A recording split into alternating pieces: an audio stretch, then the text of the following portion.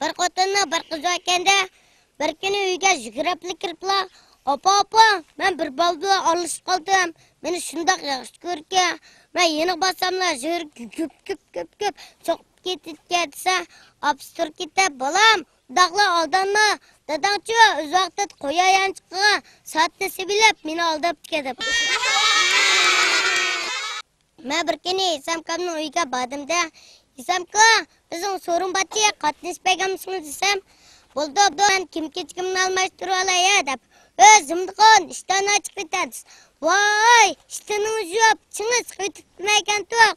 Qisqirib ketib, "Asinglimni yo'lchiq beratdim" desa, "Okinakni chiqib ket, okinakni" des. "Okinaknim yo'q, chingiz qitmagan to'q." Qisqirib ketib, "Asinglimni yo'lchiq beratdim" desa, Isamkam turib ketib, "Menim yo'q, chingiz qilib, seni berasang bo'lmam." Bir kuni adam bizning uyga mehmon bo'lib keldi-da, uning bir kichik balsada, "Opam tamoq qopqanti" adam, "Ukam, ma balam qarab turna, ma opamga tamoq yetishib beray" deganti.